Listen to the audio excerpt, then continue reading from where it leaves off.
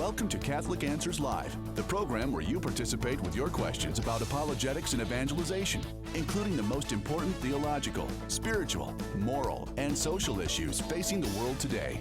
Call now with your question for today's guest. Toll free 1-888-31-TRUTH. That's 888-318-7884. Now, from San Diego, Catholic Answers Live. It is Friday. It's going to be a super fun Friday here on Catholic Answers Live. We got a great, big, huge, giant Friday show lined up for you. Second hour, probably a little known, brand new kind of voice in the Catholic world. You may have heard of him. I don't know because you're very well informed. Trent Hahn. His name is Scott Hahn. He's going to be here to discuss his book, The First Society, The Sacrament of Matrimony, and the Restoration of the Social Order. So hang around for Scott Hahn. This hour, it's an open forum for kids only.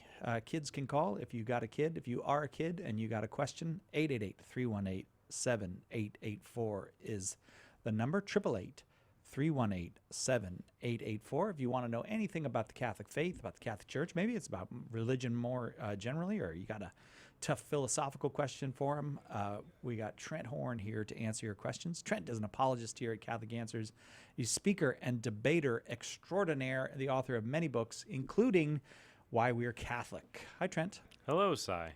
I'm so glad you're here to answer kids' questions. Do you feel that it's harder to answer kids' questions or adults' questions? Like, some people really are like, I don't know if I can answer kids' questions. I do think in many cases it is harder to answer a child's question because they know to ask questions about the simple things that adults take for granted. It's why so often when you're with kids, even very little kids, they'll ask a question, you say, oh, that's a really good question. Yeah. Because you never thought to ask it before. And who knows, we may get a few of those on the show today and say, I've never really thought to ask that in the first place. So who knows? We will find out if we will get a few to call in. But yeah, I've got a little bit of experience. My 3-year-old is starting to ask some of those very, very basic questions. Right. So then the other challenge is, of course, giving answers to where a child is at in their understanding. 888-318-7884 is that number. If you've got a kid that wants to call and you can dial the phone for the kid, that's fine. If you are a child and you got permission to dial the phone, 888-318-7884. We wanted to get somebody who really loves kids and is a good, kind-hearted person, but we ended up with Trent Hahn, but I think it'll be a good... What? No, you know what's funny, actually, Si? I will make a confession on the air. Well, so... And actually, a lot of people probably know this who know me personally, but prior to marriage, I was not a big fan of children. I had the same position. That's a terrible confession to make when we're trying to get kids to call. I know, but hear me out. So I held the view of C.S. Lewis. I wasn't a fan of children, but I knew that I should be. Oh, what an interesting thing to say. Yeah, so that was Lewis's position, being around small children. Yeah. But then after having children of my own, it was a complete 180. In fact, friends of mine would talk with other very close friends of mine. They catching up from high school or college, things like that. Say, "Oh, Trent Hahn's got 2 kids." They're like, "Trent Hahn has kids?" Like, "Oh yeah, he's a really good father, actually." Now I'm accused of being in my children's lives too much, actually. Really? So, the pendulum swings the other way. Well, I think when you don't have children, there's a lot of apprehensions and unknown. You don't understand them as well. But once you have your own children, you get to see this beautiful, innocent other side of the world that's actually really funny a lot of the times. Yeah. So it's so I really enjoy it. And you have 2 sweet little boys. The youngest is how old now? Not a year old, right? He's about 15 months old. Yeah, a little over a year. All right, so he's just reading your beginning apologetics books then. Yeah. That's how I see your kids. Like, I'm just sitting home and they both have glasses on and they're reading Thomas Aquinas and discussing, how do we answer questions about necessary and contingent being. Well, actually, last night I had the privilege to have my colleague Carla Broussard over to enjoy dinner with us, and Carla and I went out to go out and have some colleague decompressing time. And as we were leaving, though, my 3-year-old came out and he says, wait, where are you going? I'm like, well, we're going to go. It's just going to be adult time. Well, why is that to be adult time? Wait, let me just ask you a question. And he started to go to like make his case that he should be able to come too, come along as well. So Trent Horn. I know. So now I am beginning to be out-argued by my 3-year-old. And I wanted to write on social media that the force is strong with this one. But yeah, he says, well, hold on. Let me ask you a question. Let me ask you a question, Trent Horn. Sure. What is so hard about you and Carlo's job that you need to decompress? Come on. Is it really a job that you need decompression from? Like, do you have apologetics emergencies where you're called into the sorry.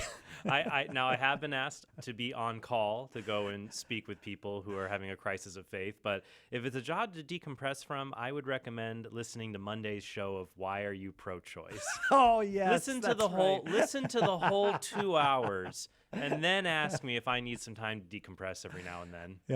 Yeah. Well, I'm glad you got some time with Carlo to decompress. But it was so funny. My son Matthew he wanted to come with us, and he wasn't going to take no for an answer. He wanted to make the best case that he could. Good for him for making a case. Like, he knows the way to Dad's heart is to make a reasoned, rational argument. He does, and sometimes I say, "Well, that's a good point, Matt. Okay, all right, you win." So because he made a really good point, like, okay.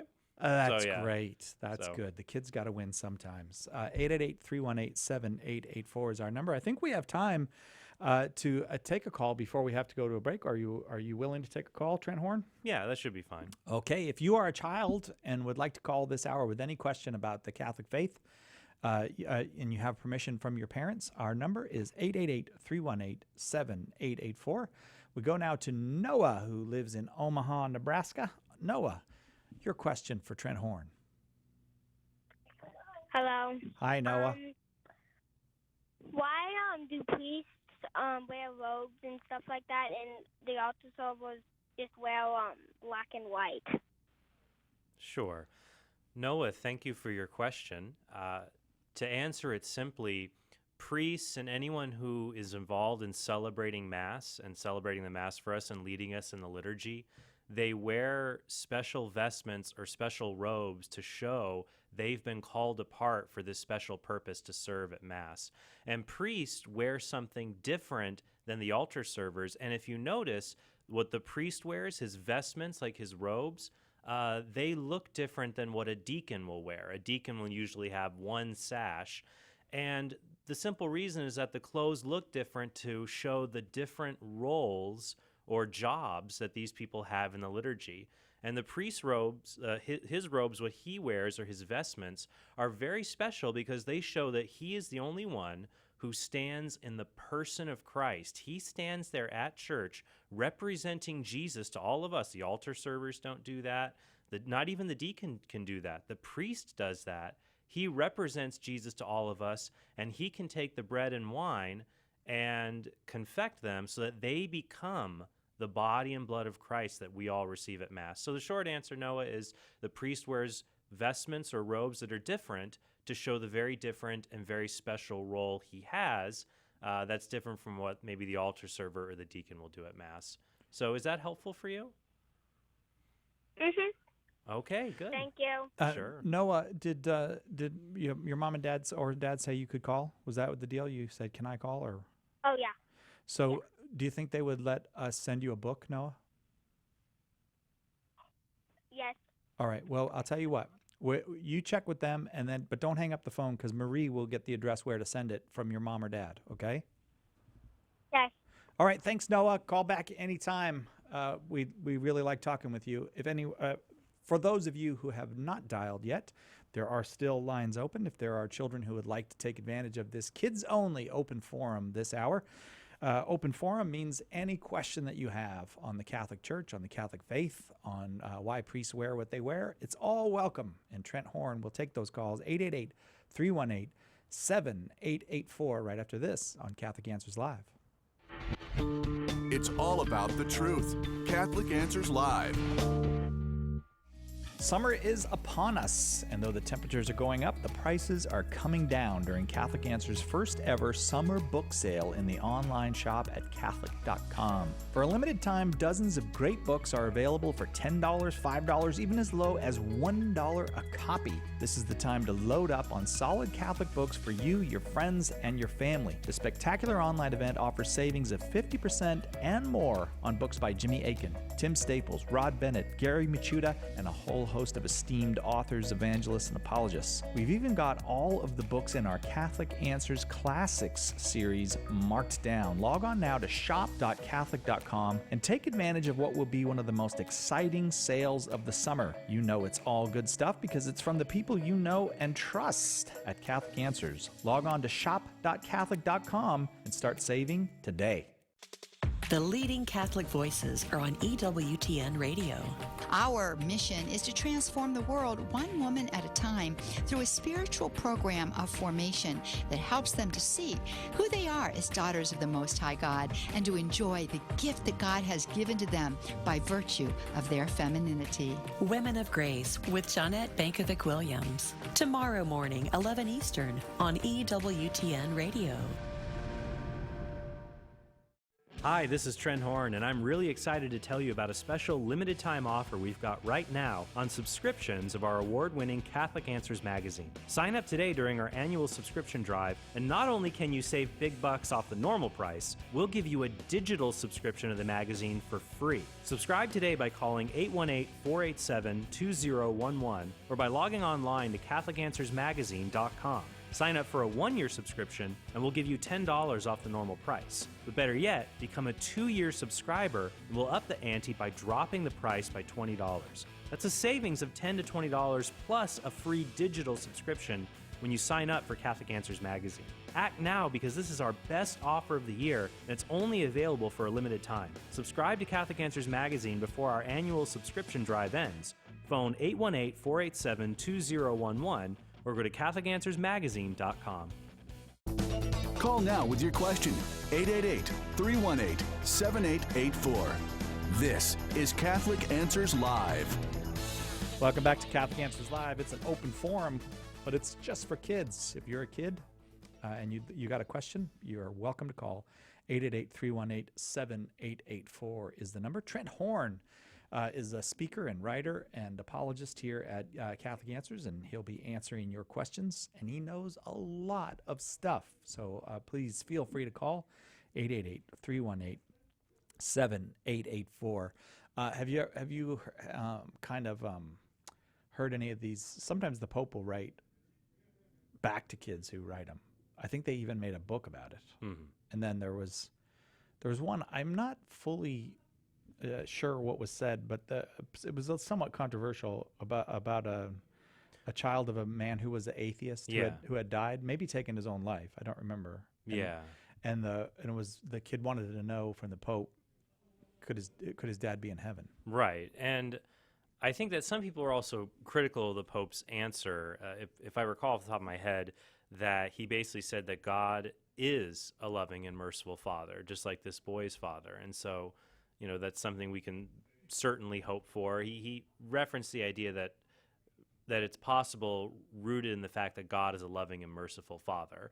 And I think when situations like this come up, you have to understand, it's like, okay, so is the Pope going to wax eloquently and specifically with a fine-tooth comb on the question of the salvation of non-Christians? Yeah. One, to a child, and two, to a child who's lost whose father has died. Yeah. Right. So I think that what's important there, that when someone is very young and is grappling with such trauma, we should root them in truths of the faith that are indisputable, that God is a loving and merciful father.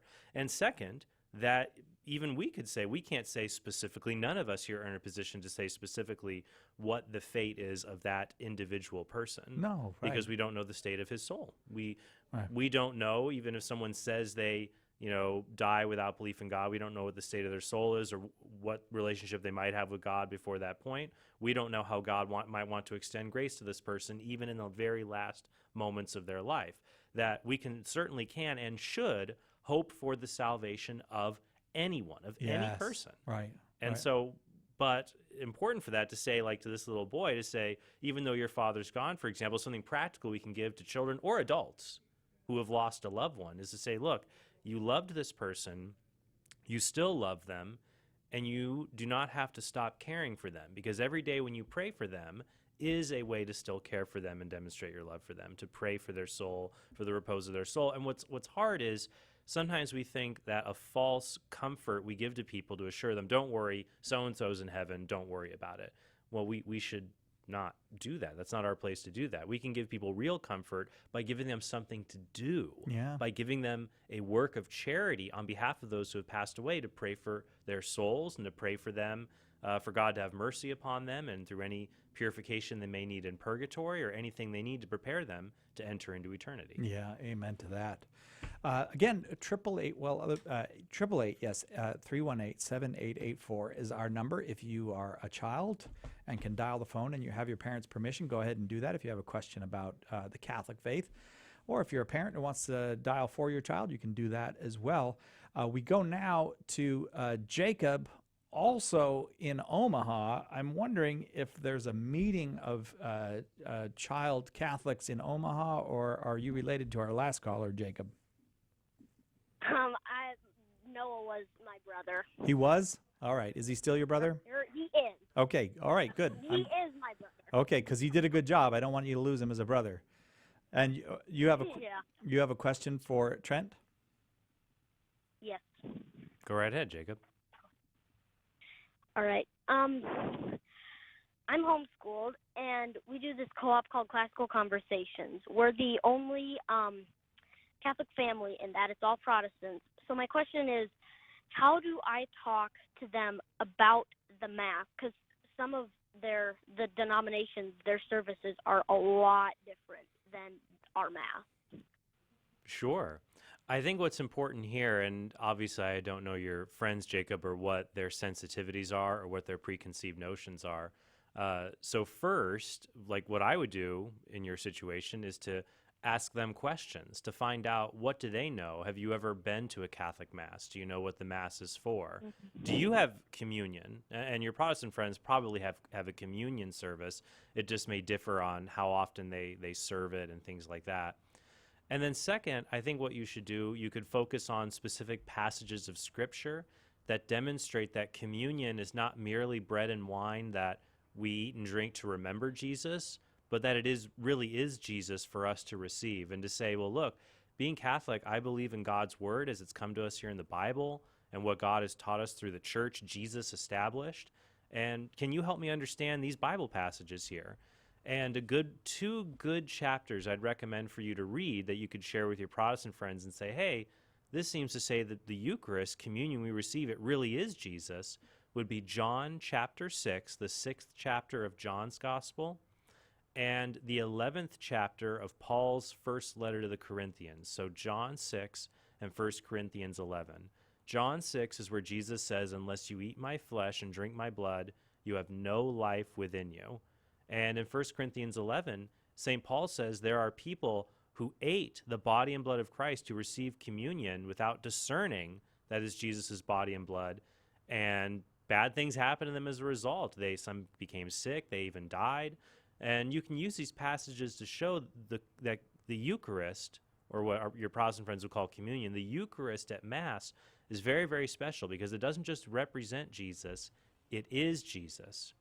One last point you might find interesting is that in the Our Father, so Jacob, in the Our Father, Jesus says, give us this day our what? Daily bread. That's right, our daily bread. Now, that can mean just, give us the bread that we need to live. But actually, in the Greek, because remember, the Bible wasn't written in English. It was actually written in Greek and then translated. The word there for daily is not the normal word for every day or, every 24 hours. It's a word that means it's epiousios.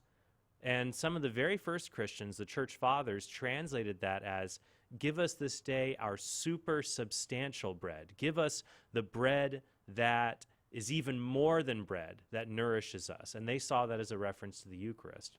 So I guess to put it all together, when you talk to your Protestant friends about the Mass, say Mass is a place where we go, where we receive Jesus as he promised to give us his body and blood under the form of bread and wine. And I think John 6 and 1 Corinthians 11 would be a good resource for you. I would also, well, you know what? Yeah, I would recommend our website, Catholic.com. But you're approaching the age where I think you would appreciate this. I'd like your parents to review it, though, before they share some of it with you. But I'd like to send you a copy, because you're going to be, are you in junior high yet? Or, well, I guess in homeschool territory. I don't know what grade you're at. I'll be in 6th grade this year. Okay. All right. Yeah, because I wrote a book that's pretty good for grades 6 through 8, that they could even start there. And for someone who's homeschooled, I think you would enjoy it a lot. I'd like to send you my book, Why We're Catholic, Our Reasons for Faith, Hope, and Love. And we'll send that to your parents, and they can review it and share parts of it with you, because there's some parts that deal with moral issues that I'd like them to weigh in on before you read it.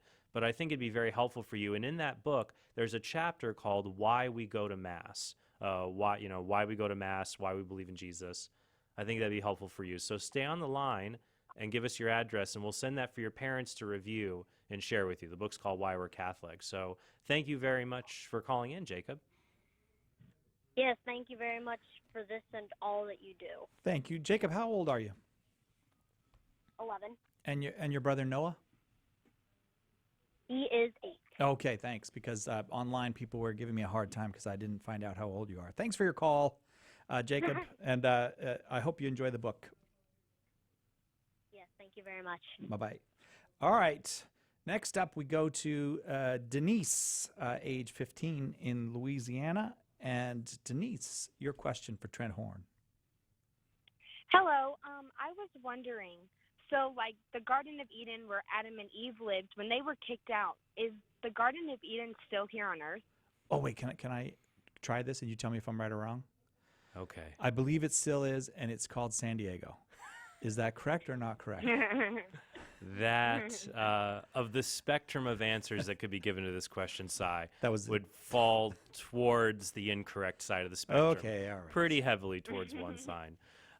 First, Denise, I think what I would say is that when we look at the Catechism of the Catholic Church, it talks about how the accounts of the fall are written in symbolic and figurative language. That doesn't mean that Adam and Eve did not exist, or anything like that. But what it means is that where Adam and Eve lived in the Garden of Eden and what's being described there, we have to always remember that this isn't being described as a newspaper account or it's what somebody saw with a videotape.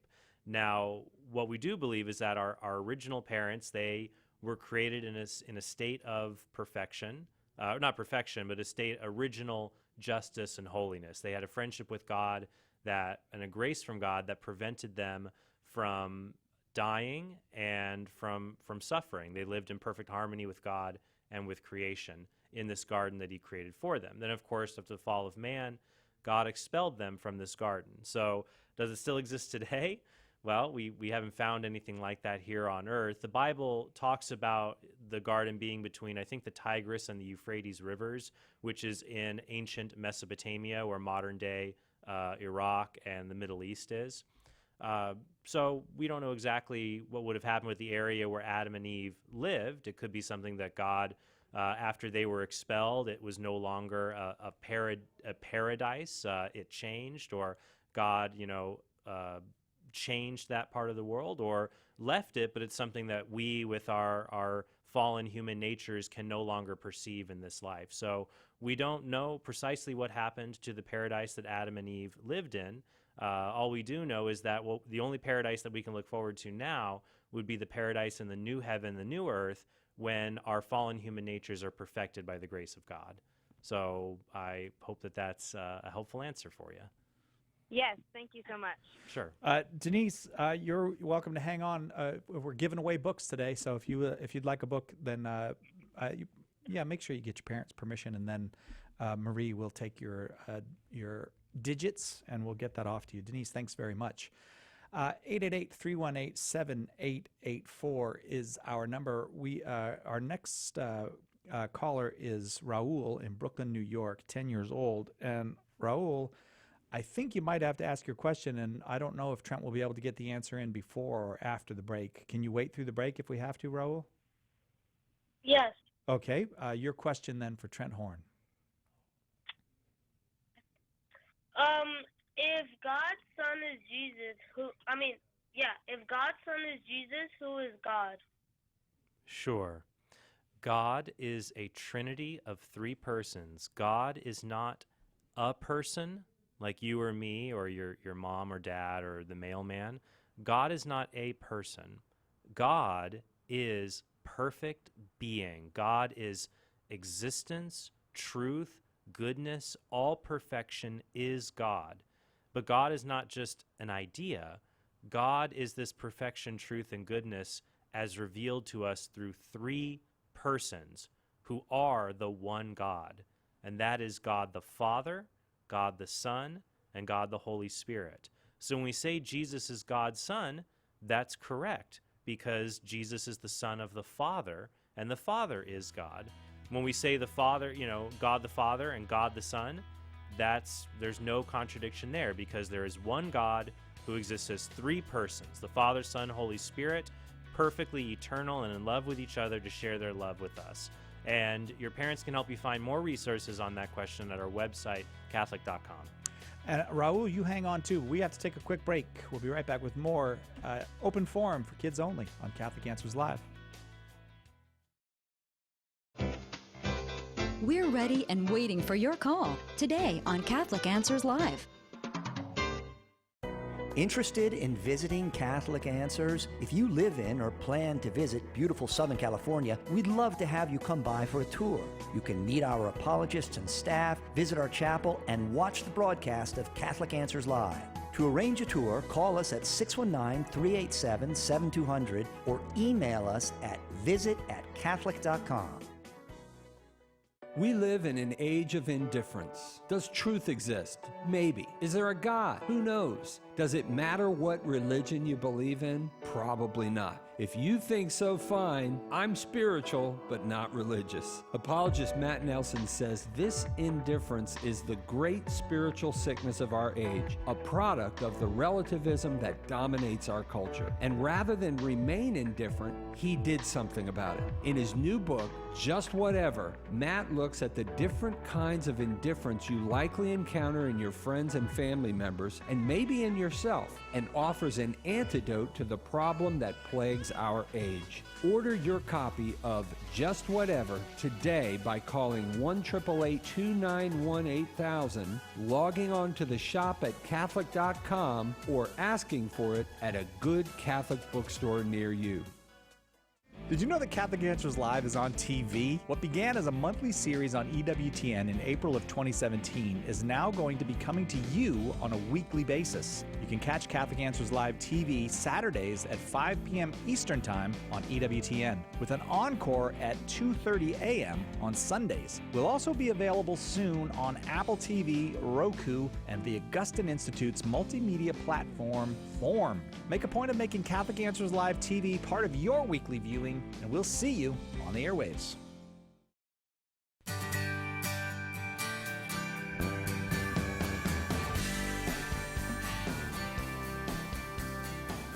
It may not be the end times, but it's the end times for a few things here at Catholic Answers. By Monday, these offers will all be gone. Don't forget the Catholic Answers magazine is on sale, $10 off on a one-year subscription, $20 off on a two-year subscription. Just go to CatholicAnswersMagazine.com by Monday, and that deal is yours. Also, the big DVD and book sale, $1, $5, $10 DVDs and books, and $5 flat rate shipping. That goes away on Monday as well. For that one, you go to shop.catholic.com. And by Monday, we'll also no longer have Chris Check, our president's free MP3 up on the website at Catholic.com. That is on the Cristeros and the martyrs of the Mexican Revolution. And by free, we mean free. We ain't asking you for anything. Just go to Catholic.com, download it, enjoy it. Trent, I played a kind of a dirty pool with you there a little bit with Raul's question. You know, explain the Trinity to a 10-year-old in 40 seconds is kind of a hard task, but yeah, It'd be a bit difficult if I had 40 minutes. Yeah, I know. But I think the key there when it comes to the Trinity is people think of God as just a person with a ton of superpowers. Right. That's hard. So then people think that God and the Father are synonymous. God is a father out there with a ton of superpowers, and Jesus is this other guy who's the Son of God, who's a human being like us. And that's where people lead into errors, and they think Jesus is just a man loved by God. They don't understand, how could that be? How can Jesus be God's son if the Father is God? Well, God is not one person. God can be, there are, I have a mug right here. It's 0 persons. Mm-hmm. It's a computer. It's 0 persons. You and I are each one person. So there are beings that can be 0 persons, beings that can be 1 person. There can be being that is more than 1 person. And so that would be God who exists as the Trinity of 3 persons, Father, Son, and Holy Spirit. So I think that's important that we keep in mind. Another point I sometimes bring up when people say, well, how can Jesus, if Jesus is God's son, then, who is God? How does that relate? Say, well, look, the son of a cat is a what? It's a cat. Yeah. Oh, yeah. Kitten. Yeah. Right. Well, what kind of being is it? It's a cat. Yeah. I got it. Son of a dog is a dog. A puppy, but it's a small dog. Yeah. So the son of a man is a man. So the Son of God must be what kind of being? God. Right. Okay. But of course, we believe there is only one God. So if there is only one God, the Father is God and Jesus is the Son of God, Son of the Father, Jesus must be God. And so God exists just as perfect being exists as 3 persons. And the final way I think that helps people, even children, understand God is say, well, look, God is love. 1 John 4, we know that God isn't just really loving. God just is love. But can you love people if you're all by yourself on desert island? No, right. Even if you have a little volleyball, that doesn't count. Wilson. Yeah, but love is an exchange between persons. And so if God exists as the perfect eternal love between Father and Son, and that love is manifested as the Holy Spirit, well, now we see the Trinity makes sense given the fact that God just is love itself. Fair enough. Mm-hmm. Raul, I hope you were listening, and I hope you hung around and got a book. We go now to Ella. If I am correct, Ella is 6 years old and lives in Boise, Idaho. Are you there with us, Ella? Yes. Are you 6 years old? Yes. And do you have a question for Trent? Yes. Can we hear it? Why do we have a pope? Ella, that's a very good question. Here's why we have a pope. We have a pope because Jesus wanted to have someone to represent him and be the head of his church. In the Bible, Jesus says that he wanted to give us a church. The church is a place where believers, people who believe in Jesus, are called out of the world and into communion with each other, where they can receive Jesus in the Eucharist, be baptized, and have their sins forgiven. But the church Jesus gave us has leaders. The leaders are there to make sure the church is going in the right direction, and the church always teaches what Jesus wants us to believe. And so these leaders, the reason we trust them, the reason that we know we can follow what they say, is because they have the authority of the apostles, the very first people who followed Jesus, and the very first people that Jesus gave authority to start his church. And one of those apostles was a man named Peter, St. Peter. He was the leader of the apostles. He would speak for them. He would make decisions for them. He was the leader of the church after Jesus went into heaven. And then after Peter died, he anointed successors. And those successors, the later bishops who would be called popes, they were the ones that would be the head of the church. So the pope can call a special council to clarify what the church teaches.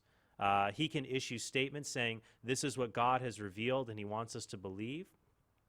If I had to summarize it this way, Ella, here's the closest I could get it. The word pope means father.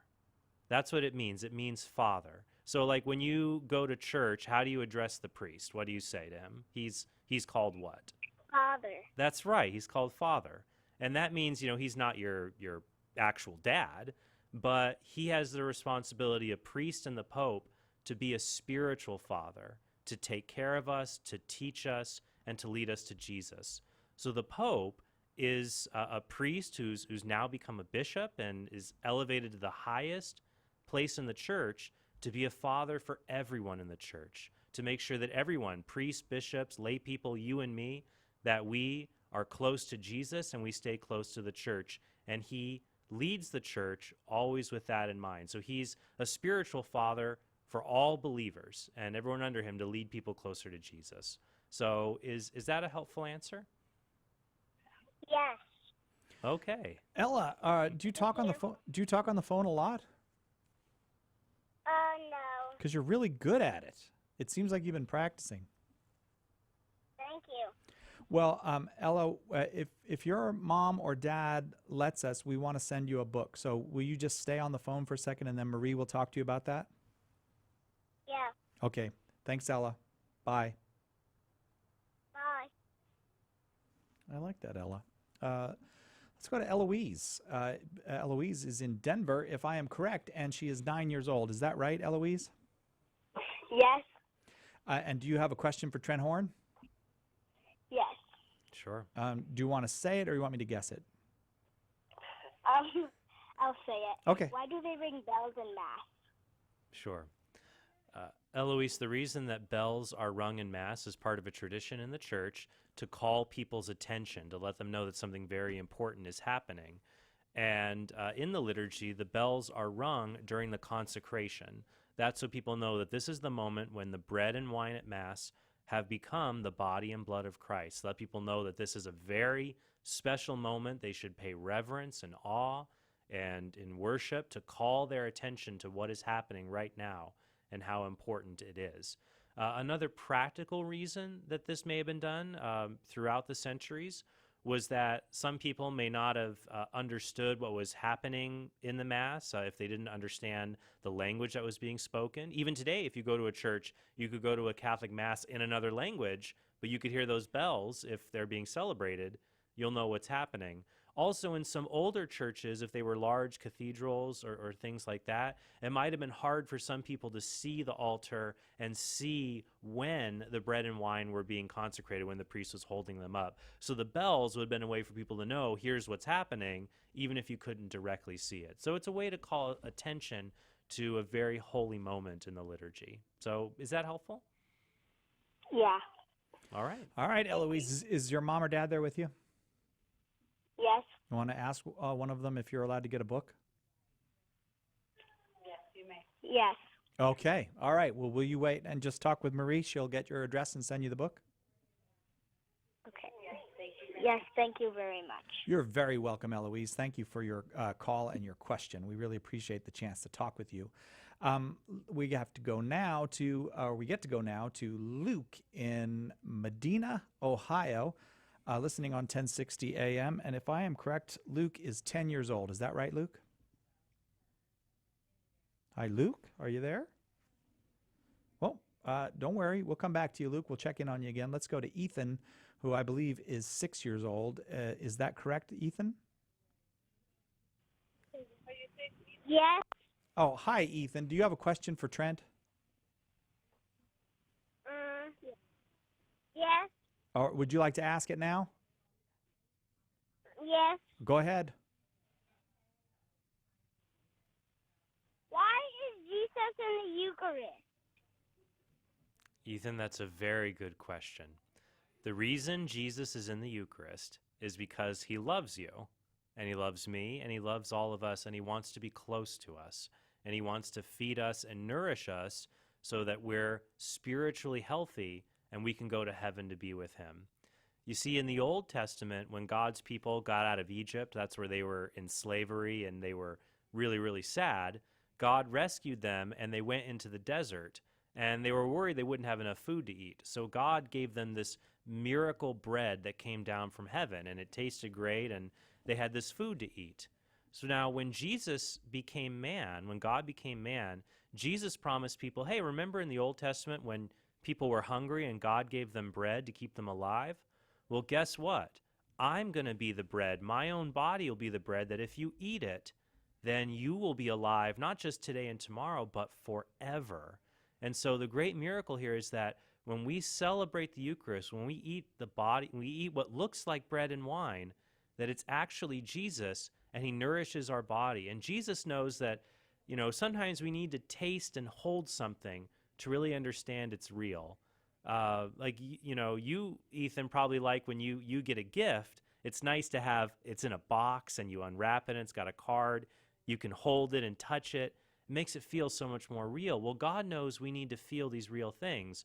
So he comes to us in the form of bread and wine so we can touch, taste, and feel him. And then God comes inside of us to dwell within us and give us his own life so we can live with him forever.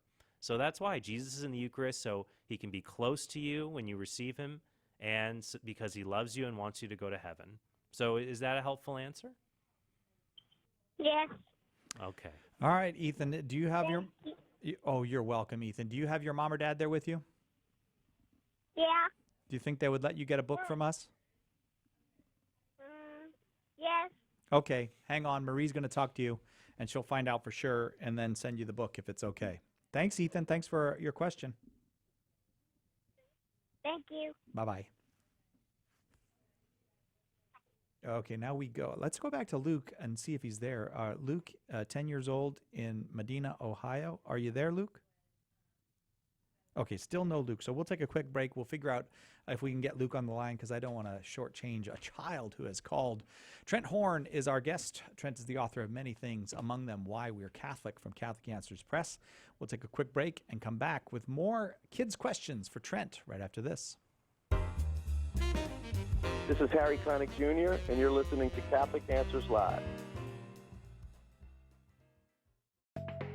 What are miracles, and why does God work them? How can I believe in miracles if I've never experienced one? Aren't miracles just something pre-scientific people made up to explain what they couldn't understand? 20 Answers Miracles unpacks the nature of miracles, their appearances in Scripture and history, how the Church evaluates them, and ways to answer doubters who say they're mere superstition. 20 Answers Miracles is part of the 20 Answers series from Catholic Answers, offering hard facts, powerful arguments, and clear explanations of the most important topics facing the Church and the world, all in a compact, easy-to-read package. Visit shop.catholic.com today and take a look at this exciting new series from Catholic Answers Press. Catholic Answers is doing it again. We're holding our 5th annual Apologetics Conference this September in beautiful San Diego, California, and we'd like to see you there. We've had a wonderful time going home all enthused. Every time we come here, it's just an incredible experience. Normally you'd have to root through a dozen different books to get half the stuff I've learned here. These guys are so amazing. I always get so much, learn so much. I've already signed up for next year. Join us this September 27th to the 30th for a lively and inspiring conference with an all-star lineup of speakers guaranteed to jumpstart your faith. All of your favorite Catholic Answers apologists and special keynote speaker, Raymond Leo Cardinal Burke. I enjoy the atmosphere and the friendliness of the people, and I'm having a great time. I love it. I love it. I'm so glad I came here. I've just learned so much. I've been a Catholic all my life. It's just been so wonderful. I love it. I want to come back every year. Encounter with Dan Demete and Patrick Rice is our new radio show for young adults. The Holy Spirit is about a new and exciting work in the young church of today. On Encounter, we bring young adults the life-changing testimonies of ordinary people that launch them into lives of extraordinary mission. Their testimonies bring faith and power into the lives of everyone who listens. Encounter with Dan Demete and Patrick Rice. The Spiritual Awakening continues Saturday night, 8 Eastern on EWTN Radio. Call now with your question, 888-318-7884. This is Catholic Answers Live. Welcome back to Catholic Answers Live, open forum for kids this hour. If you're a kid, I was going to say or a kid at heart, but no, not if you're a kid at heart. If you're a kid, you can call with any question at all about the Catholic faith for Trent Hahn, 888-318-7884. I'm talking fast because my best friend is here. My best friend in the whole world. Your BFF. Say it. Erica Say Olson it. is here, my BFF. You know why she's a BFF, my BFF? Do you even know? Because she is a big Frisbee fan? Nope, because she's in charge of the Also cruises. true. She decides who goes on the cruise, so I have decided she is my best friend, and I do whatever she tells me. And it proves successful for you. Yeah. We got a big giant conference coming up, though. We do. I want to remind people that an important date is coming up next week. A huge important date is coming up. I know you have lots of kids to get to, so I'm going to be really quick. This Monday, today is Friday. You have until Monday, midnight, to get the early bird pricing for our conference coming up in September. Okay. You will be able to still get tickets if you want to pay us more. That's fine. But the early bird pricing ends Monday. So at Monday, midnight. like say Monday at like 11:30, and I'm thinking I'll get a snack and then sign up. I should probably just wait on the snack and sign up first. Because of the pricing. Because when your snack is all finished, it's going to be done. All right, CatholicAnswersConference.com is where you go. Early bird pricing. We're 80%. I heard sold out on the rooms. So we are. Not everybody comes from out of town, but we do have a block of rooms that are for out of town folks. The price is only $149 a night at the Hyatt Regency in La Jolla. Yes. It's a fantastic hotel. That's a great rate. That goes away when we're at 100%. So you got. Yeah, well, there'll still be a room for you, possibly. Yeah, well, there's no guarantees. But you'll have to pay like double the price. Right. Okay. I can't guarantee you that room rate after our room block is done. Can I just tell you verbally right now? I'm planning on going to the conference. Just so you know. Well, I hope so. You're the MC. In case you need to get rooms for me. Get a room for me, too. What? The cruise isn't good enough for you? No, Sorry. you're my best friend. I need all kinds of stuff from you. Stacey Tresankos, Dr. Stacey Tresankos will be there. Father Terrence Ehrman from Notre Dame, a magnificent priest and scientist. Raymond Cardinal Burke will be the keynote speaker at the dinner. There'll be Jimmy Aiken M&Ms if you register before midnight on Monday. Yes, and if you want to listen, I want to emphasize, if you want to listen to Cardinal Burke's keynote address, you have to buy the full conference because he'll be speaking at dinner. Kind of dangling a cardinal out there in front of everybody. I know. Buy the full package. CatholicAnswersConference.com. CatholicAnswersConference.com. I forgot to mention the most important speaker that's going to be there. Me? Trent Horn.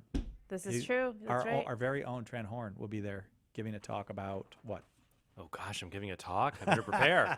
Come on, Trent. I'll be doing a talk called Do I Only Have a Brain? And so... I love it. Will you be dressed as like... I hope the answer is no. Which character is it the Tin Man? No, that was the Scarecrow. He dresses like the Scarecrow every day. It's going to be nothing. And the... We got kids to get to. So no comebacks from you. CatholicAnswersConference.com. CatholicAnswersConference.com. Thanks, Erica, my best friend. Thanks, BFF. All right. I'm going to Luke in Ohio again. I really want to get to you, Luke. Are you there? Yes. Hello? Oh, hi, Luke. Are you 10 years old? Yeah. All right. Congratulations on 2 digits. Your question for Trent. So my question is, if Joseph died before the crucifixion, how did he die? That's a good question, Luke. And the answer is we don't know exactly how St. Joseph died. So all we do know is that St. Joseph died at some point between Jesus being 12 years old and the time, the end of Jesus' earthly life, probably, though, before his public ministry, before he turned 30, because Joseph is never mentioned during, he never accompanies Mary. He's not in any of the gospel stories that describe the preaching ministry of Jesus when he's an adult. So what most people believe is that St. Joseph died shortly after Jesus was 12 years old, when we hear the story about Mary and Joseph finding the lost boy Jesus in the temple. We don't know what caused St. Joseph's death or why he died or when he died, at what age, but a tradition tells us that he did die in the arms of Jesus and Mary in a peaceful way. So that's been a long tradition in the church, that St. Joseph died in the company of Jesus and Mary, and to die in their arms in a peaceful way is the reason that St. Joseph is the patron saint of happy deaths or peaceful deaths. So that's why people ask for the intercession of St. Joseph to pray for them, that they can have a happy and peaceful death, because God was merciful and granted him a happy and peaceful death in the arms of his son Jesus and our mother Mary. So is that a helpful answer? Yes, it is. Thank you. Okay. Can we send you a book, Luke? Yeah. Did you ask your parents already, or you got to ask them? Well, I've already been listening for a while, so I know. I figured maybe. All right, hang on. Do you know who's going to get your address? No. Oh, it'll be Marie. I'm glad we got to talk with you. I'm sorry I had a little phone trouble there a couple times, but I'm glad we got to talk with you. Thank you for your question. Yeah, thank you very much. Okay, bye-bye. I also believe the term psi to reach this magnificent stage of childhood is double digits.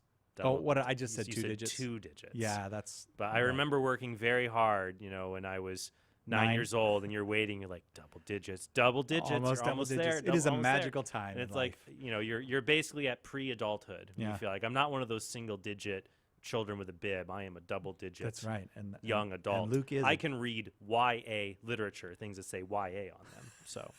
Not kids literature. You were an uppity 9-year-old or 10-year-old. I didn't realize that. But let's get back to more kids. I want to get as many in as I can before we have to go. George in Lincoln, which I believe is in Nebraska, who is 12 years old, is on the line. Is that correct, George? Yep. And your question for Trent is?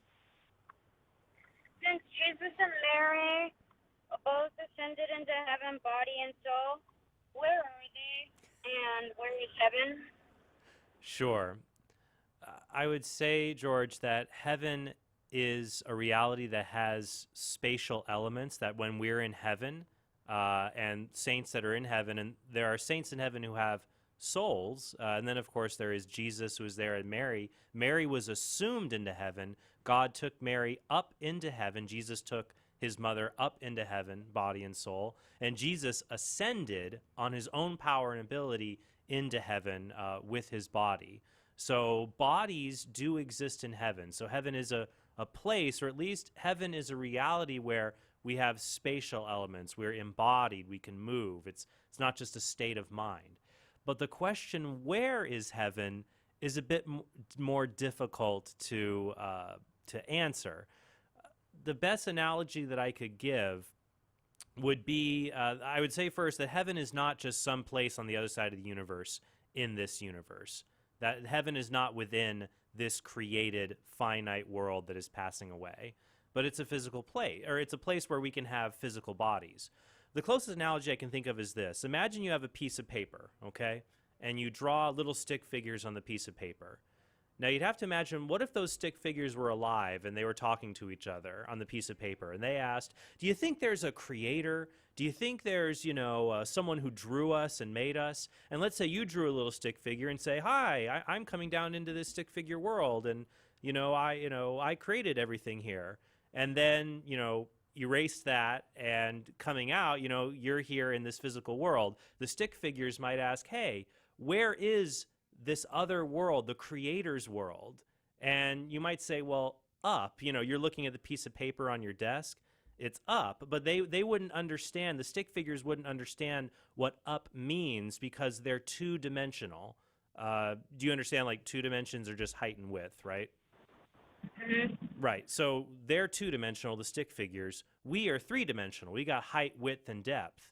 So a rough analogy, heaven is kind of like a reality that has more dimensions. It'd be hard for us to understand where it is in relation to us, but it's real just the same way as our 3-dimensional world would be hard for a 2-dimensional person to understand where it is. Even though it's simple for us to know the relation, they wouldn't see that because that's not an existence that they have.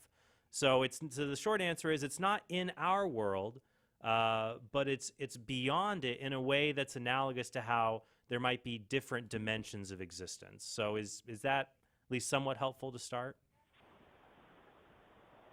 Yep. Okay. Okay, that sounded a little uncertain, George, but we want to send you a book. Will you hang on and we'll send you a book? Okay. Okay, thanks, George. I moved now to Kate in Unity, Oregon. She's 8 years old. And Kate, we are really pressed for time. So can you just real quick ask Trent your question? Kate? Hello? Okay, go ahead, Kate. Is there any part of Jesus' life that was not mentioned in the Bible? Yes, these are called the hidden years of Jesus. And that would be from when Jesus was about 2 years old until he was 12 years old. When he's 12, we hear the story about him being lost in the temple. Then the time when he's 12 years old until when he was about 30 years old. Then when he's 30, we heard about his ministry, but we don't hear every single thing he did in those 3 years. We hear about the most important things. So the Bible even says that if someone wrote down all the things Jesus did, there wouldn't be enough books to put them in. So there's a lot we don't know, but we should definitely focus on what we do know about the amazing things that Jesus did do for us in the Bible. Kate, thank you so much for asking your question so quickly. I'm sorry that we're out of time, but if you stay on the line, Marie will get your information and your permission from your parents and send you a book if that's okay with them. Trent Horn, thank you for a very fine hour. Yeah, it was a lot of fun. It was a lot of fun. I appreciate you doing it. Next up, Scott Hahn, and we're going to be discussing his new book, The First Society, The Sacrament of Matrimony and the Restoration of the Social Order. Scott Hahn next. Hang on for that.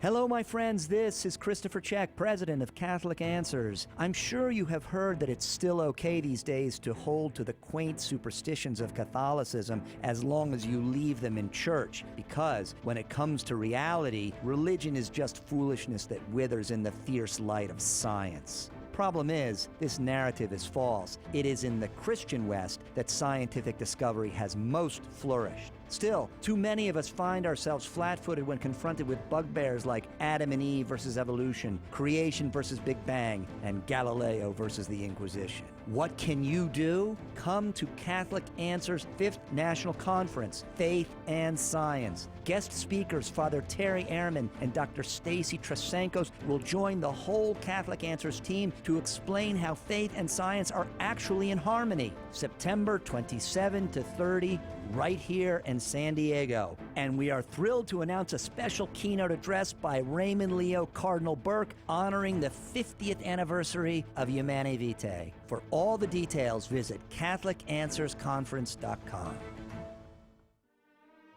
Sheed, Chesterton, Knox, Lunn, Kavanaugh, Belloc, great apologists from a bygone era, with classic works that are no longer in print.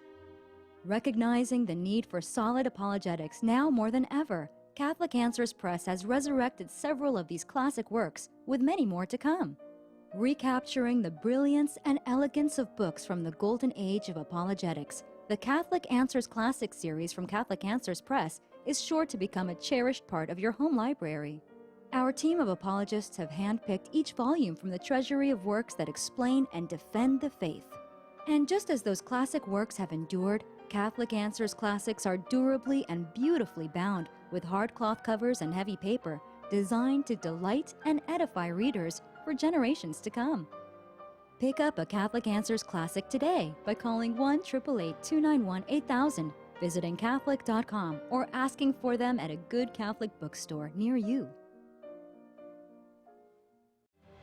Hey everyone, Carlo Broussard here. Can you feel the heat? Summer is upon us. Things are heating up, my friends, and that includes our first ever summer book sale and the online shop at Catholic.com. For a limited time, we've got dozens of great books offered at $10, $5, even as low as $1 a copy, so you can load up on solid Catholic books for yourself, your friends, and your family. This spectacular online event offers saving of 50% and more on books by Jimmy Akin, Tim Staples, Rod Bennett, Gary Machuda, and a whole host of esteemed authors, evangelists, and apologists, including yours truly. We've even got all of the books in our Catholic Answers Classics series marked down. Log on now and all this month to the store at shop.catholic.com and take advantage of what will be one of the most exciting sales of the summer. You know it's all good stuff, because it's from the people you know and trust at Catholic Answers. Log on to shop.catholic.com and start saving today. Catholic Answers is a media ministry that serves Christ by explaining and defending the Catholic faith. We help Catholics grow in their faith, we bring former Catholics home, and we lead non-Catholics into the fullness of the truth. Our goal is to be the most trusted and accessible source for sharing, explaining, and defending the Catholic faith through as many media as possible, from personal contact to the most innovative means of mass communication. Have questions? We've got answers. Catholic Answers. Visit us today at Catholic.com or call us with your questions at 619-387-7200. Wouldn't it be great to have a book to give to anyone to explain exactly why Catholics believe what we believe? Why We're Catholic is the groundbreaking book by apologist Trent Hahn, that one book you can give to anyone as a starting point for helping them to find their way into or back to the practice of the Catholic faith. Order your copies of Why We're Catholic today by calling 1-888-291-8000, visiting the shop at Catholic.com, or asking for it at a good Catholic bookstore near you.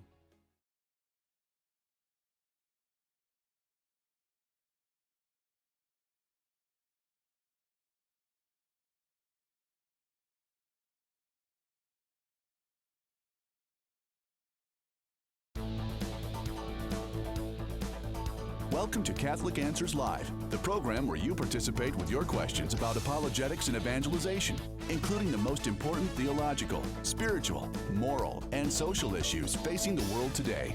Call now with your question for today's guest. Toll free 1-888-31-TRUTH. That's 888-318-7884. Now, from San Diego, Catholic Answers Live. Oh my gosh, sometimes it seems like our society is falling apart. I don't want to startle you if you're under the impression that everything's going just great, but things are not going just fine. So what are we going to do about it? Well, let me try out a theory on you. That what if I said if we would all return to the sacraments of the Catholic Church, things would become much better, the world a better place, and society would heal and begin to function properly. Or what would you say if I said this? If we began even just to take the sacrament of matrimony seriously and live it, we'd find much of the damage to our culture to be repaired. That, in fact, is the topic of Scott Hahn's very fine book, The First Society, The Sacrament of Matrimony and the Restoration of the Social Order. And if you would like to talk with Dr. Hahn about it, please give us a call, 888-318-7884. Dr. Scott Hahn is the best-selling author of more than 40 titles, including The First Society and The Lamb's Supper and The Fourth Cup. He holds the Father Michael Scanlon Chair of Biblical Theology and New Evangelization at the Franciscan University of Steubenville, where he has taught since 1990 and had a great influence on a whole generation of young Catholic people. As founder and president of the St. Paul Center for Biblical Theology, he's also the editor-in-chief of Emmaus Road Publishing, and that is who publishes this book, The First Society. Dr. Scott Hahn, thanks so much for being with us. It's wonderful to be with you, and a blessed feast of Saints Peter and Paul to you and our audience. Oh, thank you so much, and to you as well. If I may, the First Society, and is that a descriptor for marriage?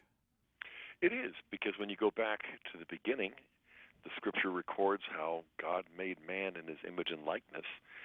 But He made man male and female, just like He made the animals. But for them, it was just gender differences that were merely biological. But for us, the distinction between male and female plays out in chapter 2 of Genesis in terms of husband and wife, and the two become one flesh. And that one flesh is the infant who incarnates their oneness, their love. And so when you look at how it is that God makes us to be image-bearing, I think it's important for us to recognize that marriage is not something that is man-made. It is not something that is designed or defined by the courts. It really is something that God has established. And so what God has joined together, let not man put asunder, as our Lord famously says in Matthew 19. And I think when we go back to the basic building blocks, we realize that it's always good to go back to the basics. And so often when we get lost, we're too proud to admit that we made a fundamental shift. We made a wrong turn pretty early on. If we can go back to where it was, we can get back on track, I think. And why in particular then, if I may, so if marriage is the first society, and it's clear that we have made a wrong turn, or maybe several, in regard to marriage in recent decades in our society, why do you stress in particular in the subtitle of the book and throughout the book the sacrament of matrimony as part of the restoration of the social order? Yeah, well, for one thing, the marriage is not only the first society, but as I point out in the book, and as we find in the Bible, it's also the last society. When we go from creation in the beginning to the consummation at the conclusion and climax of the apocalypse of St. John, the eschaton, the end of history, it is the marriage supper of the Lamb. So we can see that God's design for us from the very beginning was this covenant of love, and this perfect realization of communion is also what he makes certain that will be achieved at the end. But along the way, we fail. And it's not just in recent years. You go back to the beginning, and in Genesis 4, you can see that the family of man is beginning to fall apart at the marriage level. And then subsequently, you can see in Genesis 4 bigamy, and then in subsequent chapters, you find kinds of infidelity, immorality, impurity, sodomy, and so on and so forth. So I think what we have to recognize halfway through Genesis is that even the patriarchs who are walking by faith, such as Abraham, Isaac, and Jacob, Abraham has a wife, but he ends up with a concubine also. Jacob has 2 wives and 2 concubines, and not to be topped by anybody, there's Solomon, the son of David, with 700 wives and 300 concubines. And so marriage is designed by God and placed in creation to be something that is exclusive, that is monogamous, that is permanent, that is also open to life, that is fruitful, but it's something that we've been failing at consistently from the dawn of human history. And so the fact that it's now called a sacrament is not just an accident, but what Jesus does in becoming man is to fulfill the old covenant by establishing the new, but marriage once again becomes the form of the new covenant. So the very first miracle he performs at the dawn of his own public ministry, as we read in John 2, is at the wedding feast at Cana in Galilee. And then in Matthew 19, perhaps most essentially, that is where he reveals his purpose and plan to elevate marriage from a covenant in the order of creation and in the natural law as well to a sacrament of the new law. So in addition to Eucharist, in addition to baptism, along with the others, sacrament of matrimony is now something that really gives us the grace that we need to fulfill this covenant that has been established since the beginning. And the point that I want to make here is twofold. First of all, by making it a sacrament, Jesus doesn't suddenly make it easy to be faithful and pure and open to life and to raise a happy family. I'm grateful to say that after 38 years of marriage, we have 6 kids and now 15 grandkids and 2 sons in the seminary, but that's God's grace. That's not Scott Hahn's claim to fame or achievement. That is the mercy of God from beginning to end. And so the second point I'd like to make is this, that the sacrament doesn't make it easy. It's what makes it possible. And so for us to approach marriage as though it's just simply something there in creation as a norm of the natural law that natural reason can uncover, that's true, and it's crucial for us to recognize and to defend the natural moral law. But at the same time, it's important for us to recognize that apart from the supernatural grace of Jesus Christ, we really don't have the means on our own to fulfill this. And so Jesus raises this to the level of a sacrament precisely so that we can enter into marriage and be faithful and pure by the power of God and for his glory as well. And this becomes a sign of the new covenant because ultimately Jesus is the bridegroom, the church is the bride, and even though Jesus tells the Sadducees in Matthew, Mark, and Luke that we're going to be like the angels in heaven, we're going to have bodies, but like the angels, we're not going to be married or given in marriage. And not because marriage is something that is simply retired, but because we enter into the marriage supper of the Lamb. So whatever happy marriage we might find on earth will be nothing in comparison to the intimacy and communion that all of us will share as members of Christ's bride in the marriage supper of the Lamb. And so it really is a sacrament. It's not only a sacrament to make up for what we lack and to give us all that we need, it's also a sacrament that points forward to what all of us are going to become and really everything that we were made for. This is not plan B. The marriage supper of the Lamb represents the only purpose for why each of us was made. And so getting marriage right is sort of like a sine qua non. Without that, we won't get the gospel right. And back in 2012, when Pope Benedict convened the Synod on the new evangelization, he pinpointed marriage as the single area of greatest crisis, but also as the single area of greatest need. Because if we can get this right, practically everything else is going to follow. So through baptism, we're able to confer and administer the sacrament of matrimony upon this member of the opposite sex we're about to call wife or husband. And so by the grace of God, we've got to kind of reappropriate. We've got to lay hold of this and say, you know what, let's blow off the dust and recognize that matrimony, since the dawn of time, has been more than most people recognized. But since Christ made it a sacrament, it's become exactly what we need.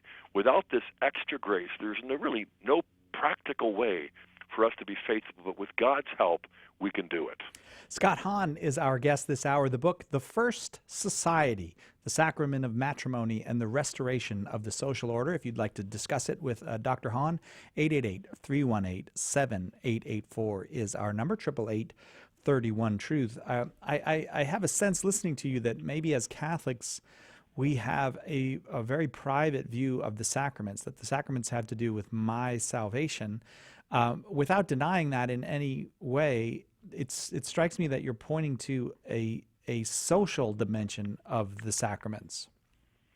Well, that's exactly what I'm doing, because, I mean, this particular sacrament, like all the others, is a social bond. It is covenant communion that's being established. It's what sort of surmounts this limited view of salvation that we kind of inherit just by being born into America. It's the air you breathe, individualism. It's sort of the water we drink from as well. Because this idea that I only really count as important the relationships that I choose, that's individualism, that's experientialism, that's voluntarism, where I am at the center of things, and nothing really goes beyond the contracts that I can enter and leave as I will. But in fact, we recognize that contracts are valid and important, and there's a certain sacredness to that. The exchange of private property, this is yours, and now that is mine. But in a covenant, I am yours, and you're mine, and God is the cement that binds the two and makes them one. And so a covenant goes far beyond a contract. It doesn't go against it. But beyond the exchange of promises, beyond the promise we make, the vow that we call, the vow itself, we really do enter into something of a social bond that is divinely instituted, that is restored by Christ, that becomes a sacrament. And I start the book with this vignette, and so I hope you don't mind if I just mention it now, because over 30 years ago, when I was at Marquette as a doctoral student, I had a brilliant Jesuit theologian that I really went to study under. Father Donald Keefe was working on a massive project at the time entitled Covenantal Theology. And I wasn't a Catholic yet, but I was about, less than a year from becoming one. And I was in his doctoral seminar on religion and society back in the mid-'80s when we had Reagan as president. John Paul was still young. We had Jerry Falwell, the moral majority. Dr. Jim Dobson was just getting focused on the family started. And Catholics and Protestants were just beginning to forge this alliance for pro-life advocacy. And in the middle of this lecture, brilliant lecture, he just started staring out the window, and then suddenly Father Keefe interrupted himself, and he said, if Catholics simply lived the grace of the sacrament of matrimony for one generation, I dare say the result would be a transformed culture. It would be a Christian society. Oh, but I digress. And he went back to his lecture notes, and we were just gasping. We were like, what was that? Thunderbolt, And I thought, well, that's rhetoric, that's hyperbole, that's exaggerated. The more I reflected on it that afternoon and then later on in the evening and for months and years since, I realized there was like a laser beam on the back of my retina. It was searing, but it was illuminating. I just thought, not just the sacrament of matrimony, because you need baptism to administer the sacrament, and likewise the Eucharist is the marriage supper of the Lamb, but especially the matrimonial sacrament gives us the means by which we can really overcome the temptation and arise to this level of love that especially our children depend upon. And I've come back to this again and again, and that's why it's the first part of my book on the First Society, because it was the first time I realized that no matter what politicians we succeed in electing or we fail at getting in, or what bad ones come in who break their promises, the fact is, no matter what politicians get elected, if we don't keep our covenant in marriage, nothing's going to work. Whereas if we get all the bad politicians, but we really are faithful in raising up the next generation of Catholics in the sacramental context of family life, I believe God will bring about a seismic change that's greater than we probably have enough faith to pray for. Amen to that. Scott Hahn is our guest. The book is The First Society, the Sacrament of Matrimony, and the Restoration of the Social Order. Your calls for Dr. Hahn right after this on Catholic Answers Live. This is Bishop Robert Barrett, and you're listening to Catholic Answers Live. Are faith and science compatible? Join us this September 27th to the 30th as we tackle the topic at Catholic Answers 5th National Apologetics Conference.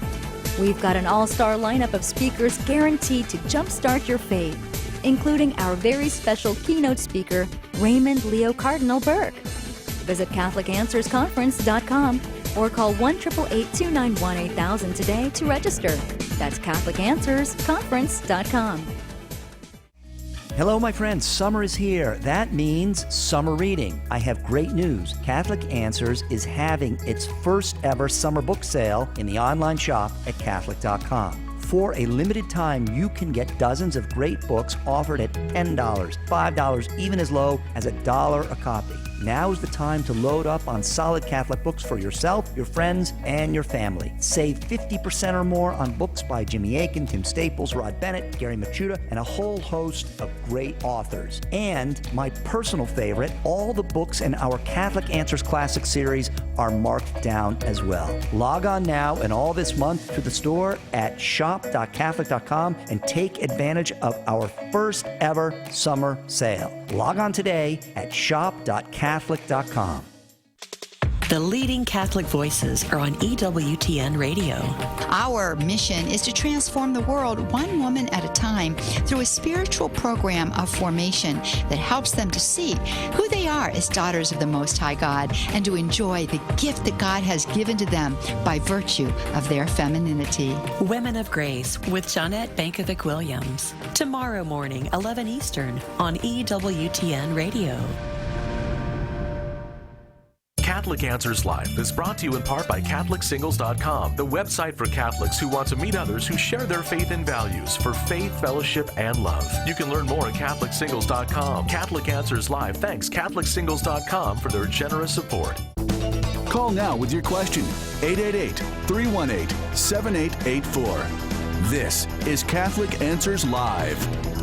Welcome back to Catholic Answers Live. Thanks so much for being with us. The First Society, the Sacrament of Matrimony, and the Restoration of the Social Order is Scott Hahn's latest from Emmaus Road Publishing. You will be very happy to open it and immerse yourself in it, especially if you ever have doubts about the importance of marriage or persevering in marriage or attempting to fully live the sacrament of marriage. Because I suppose we talked about this a little bit in the first segment, Dr. Hahn, but all of it can start to feel, when you're in the midst of it, of it's just us against the world, maybe sometimes against each other, and we're alone here. And that is not the case with marriage. Marriage, each and every matrimony lived out is really of infinite importance. That's right. And I emphasize the fact that the truth about marriage is available to natural reason. It's embedded in the natural moral law. And so we're not just simply bypassing nature in order to get to supernatural grace. On the other hand, we do know from the Catechism and from Jesus himself that we don't have the means to fulfill even the natural law apart from the supernatural grace of Christ. And so grace comes not to abolish nature, it presupposes it, but it also heals it. It perfects nature, but then it elevates nature to the level of grace so that we can really do something ordinary and then communicate the extraordinary truth of God's love in Christ. And, it might seem lofty or abstract, but it really comes down to earth, and in concrete ways we can live it out day to day with our own kids. And, the other thing, too, that I want to point out is that this, I think, helps us transcend the kind of garbled debate that we find ourselves trapped in. Because, when it comes to same-sex attraction or gay marriage and that sort of thing, I think it's best for us to step back and say, look, we're not saying that the solution to our problems is heterosexuality. Because I'm a heterosexual, but I'm disordered because of original sin and concupiscence, by lust. It isn't as though just being heterosexual is the key. In fact, it's not even just being male and female at the altar. It really is the baptismal grace that we both share that enables us to confer upon the other the sacrament of matrimony that we are then called and empowered to live out. So when we get bogged down in this debate, I think the best thing sometimes might be to step back and say, okay, if that's how your court has defined marriage, let me be really simple and clear. That's not what we mean by matrimony. What we mean is something that starts in the natural law, but really rises to the level of this supernatural, sacramental mystery, without which we can't really live not only the life of Christ, but the life that really makes us truly human. Magnificent, yeah.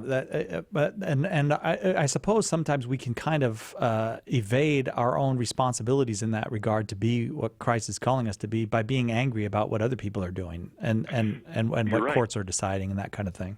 It's so easy to slip into that. I find myself doing it all the time. I think back to the job talk that I gave at Franciscan some 30 years ago, and the interview that I subsequently had with a Franciscan priest who became one of my best friends after he hired me, Father Michael Scallon. In our first conversation with Kimberly there, we were just talking about a number of things. Just for whatever reason, he said in passing, by way of reminder, God opposes the proud, even when they're right.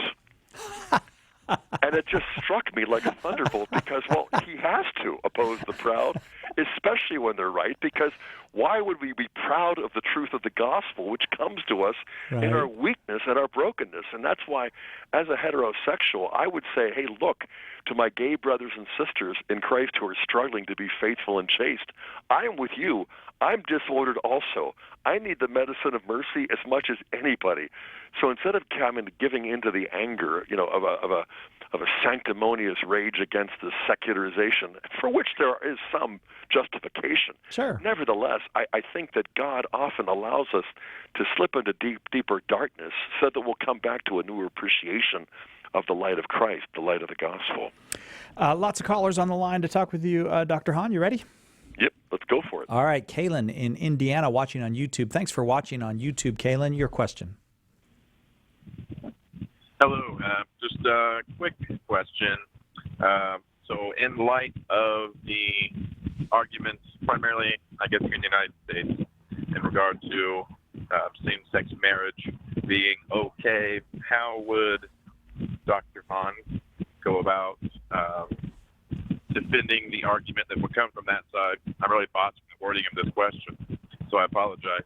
But how would Dr. Hahn respond to somebody who would say that marriage has been redefined, supposedly, so many times throughout the centuries? I know the church has never faltered from its stance, but how would you respond to somebody who claims, oh, well, this should be okay because marriage has already been redefined so many times in the past? Fair enough. Dr. Hahn? Good question. Well, I think there comes a time where we ought to defend the natural moral law in terms of marriage, and that time is now. I think there's also a time when we are to denounce the counterfeit distortions that are proclaimed in the name of toleration. It's sort of like offering somebody dying of thirst ice-cold, sparkling salt water. My father was once in the Pacific Theater back in the Second World War and serving with General Douglas MacArthur. And he told me the temptation of these GIs who would be coming off boats where they were just dying of thirst, and the last thing you could give them was that salt water because that would only expedite their death. They would burn up from the fire within. They would dry out, as it were. And so I think our secularized society gives to people who know love and long for it, but who end up in a certain relationship that is really a counterfeit version of it. And so it might pass for real currency, it might pass for ice-cold water, but in the end, it not only violates the law of God, but the law of God is legislated for our happiness and fulfillment. So we violate ourselves and our loved ones when we basically disobey what God has revealed to us by nature. I think it's also important, though, at this stage to step back and realize that besides defending and denouncing, what we really need to do is proclaim the gospel in terms of love and to show the marital covenant is the embodiment of that love that Christ has as the bridegroom who lays down his life for his bride and calls us to do that as well as husband and wife as we become fathers and mothers. And I think when we do that, it isn't just simply a public debate. I think there's a place and a time for that. And so I recommend the work of close friends of mine like Robbie George and Ryan Anderson. I also would point to the amazing work of the Theology of the Body of Pope St. John Paul II and Humane Vitae, the 50th celebration of which we celebrate this year. But one of my all-time favorite encyclicals is Casti Connubii on Christian Marriage by Pope Pius XI that was published back in 1930. I would encourage people to kind of look it up, Google it, and read on Christian Marriage by Pope Pius XI because it's so clearly and simply and beautifully stated. Sometimes the best defense is a good offense. Sometimes the best way to defend is to proclaim the beauty of the truth. And that's really what Kimberly and I found when we were still Protestants. She read Humane Vitae, passed it along to me, and years before we entered the church, we entered the truth of what it means to be married and what it means to be open to life every time we renew the covenant. And so I do think that even if fresh water is warm, it beats ice-cold salt water, as it were, by giving us that which we really need to sort of be not only rehydrated, but regenerated. Kaylin, how does that strike you? That sounds good. I appreciate it. Thank you guys for your time. Great question. Thanks for calling. Thank you, Kaylin. I'm interested in that, in your wife Kimberly reading Humane Vitae. 1968, a very strange year. Was this common among Protestants to read what the Pope had to say because it was in the news so much, or was this particular to your wife? Well, in this case, we're not that old. We were in seminary at that point back in 1980. Okay. And we were newlyweds because we'd gotten married in 79. But we were also studying at Gordon Conwell Seminary's evangelicals intent upon pursuing ministry. Now, I was going to be the pastor, but her father was a famous pastor, still is. And so we were delving into the Bible. She was taking a graduate course in ethics, and one of the topics that you could choose to really focus on was contraception. For us, it was sort of like a done deal. It was a resolved issue. But then she read it and realized we got it wrong. Wow. Well, that's fantastic to hear, and I hope Catholics will listen to that on the 50th anniversary of Humane Vitae. We have to take a quick break. We'll be right back with your calls for Scott Hahn on his book, The First Society, The Sacrament of Matrimony, and the Restoration of the Social Order, right after this.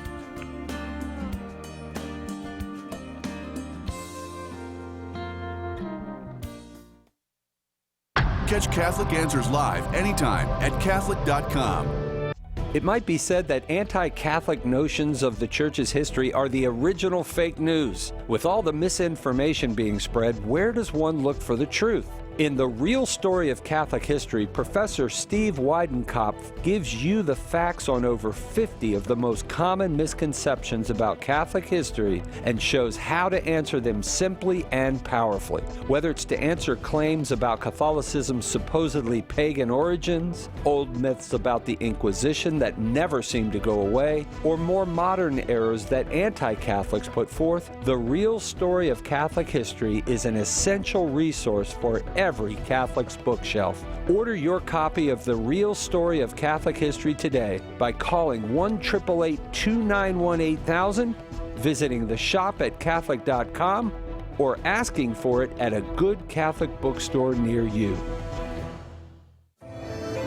Sharing the gospel with family and friends can be challenging. It's especially hard when they won't even hear you out because of all the mental roadblocks they've built up. This is Carlo Broussard, and in my new book, Prepare the Way, my aim is to help you tackle that essential first step to apologetics and evangelization, getting people to listen with an open mind. Even our best witness can bounce right off folks like these if we don't prepare the way first, breaking down barriers and leaving minds and souls free to encounter the truth. I'll give you evidence and arguments and step-by-step strategies based on asking the right questions to help them overcome their obstacles and make a straight path for the Lord. Order your copy of Prepare the Way today by calling 1-888-291-8000, visiting the shop at Catholic.com, or asking for it at a good Catholic bookstore near you.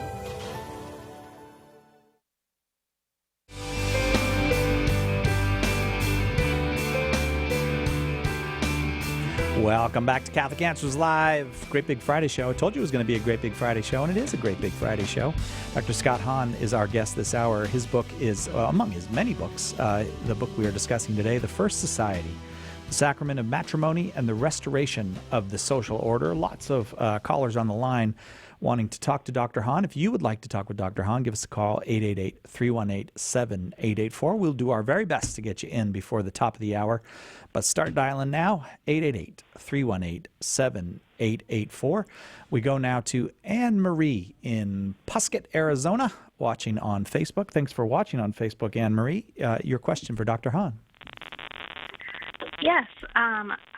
First of all, I loved the First Society. It was just breathtaking from start to finish, I thought. May I ask you a question, so I Anne-Marie? wanted to thank Dr. Hahn for that. Thank you.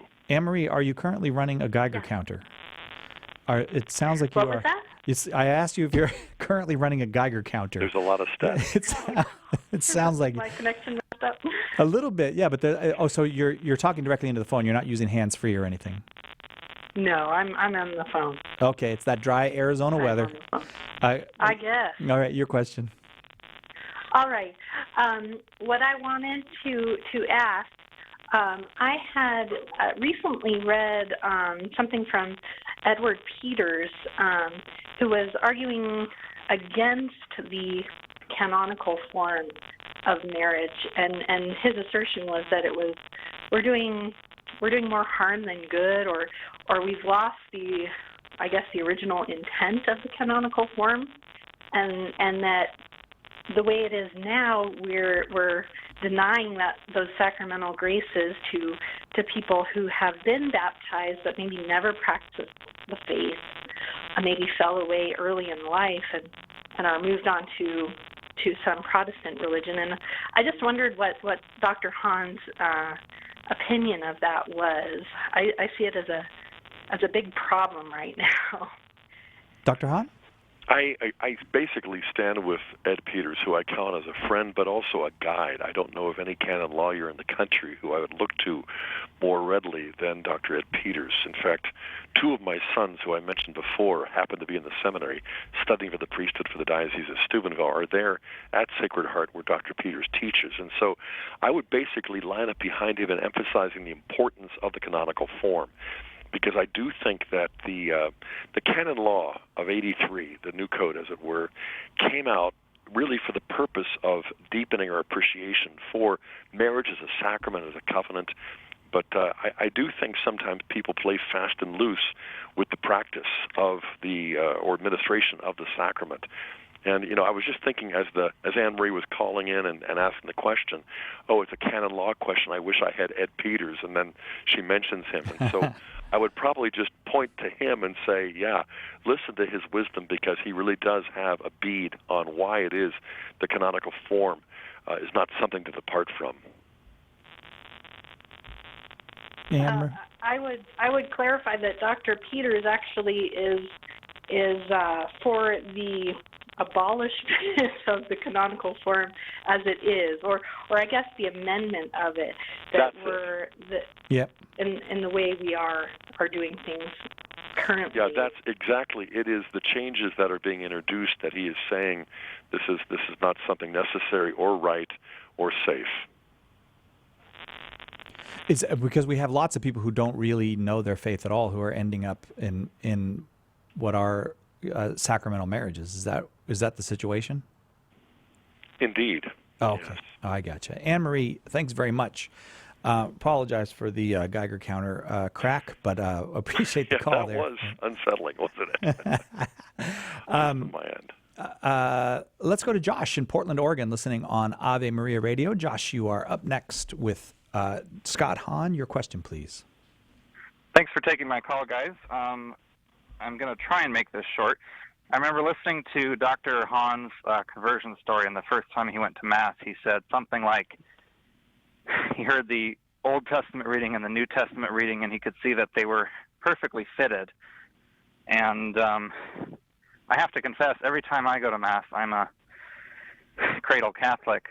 It looks to me like the readings were chosen, by lottery, and I don't really know how they're connected, but I assume they are connected. And I was wondering if you have a book that went through at least all the Sunday Masses, but maybe even all the Masses of the year, all the daily Masses, that explained why it was chosen in that way. What the church fathers perhaps saw the connections between their Old Testament reading and their New Testament reading?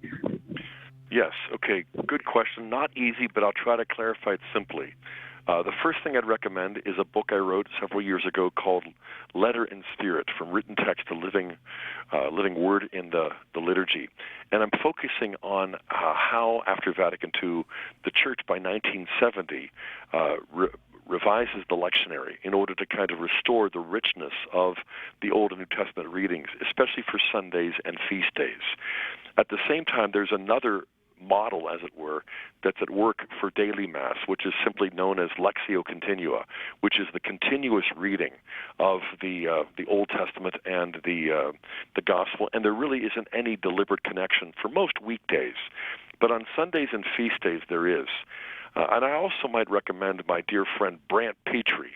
He is the master when it comes to making the connections between the Old Testament readings and the New, and especially the Gospels. You can just go to brantpetrie.com. That's B-R-A-N-T, and then his last name is spelled P-I-T-R-E. And he also works with John Bergsman and Michael Barber on the Sacred Page blog.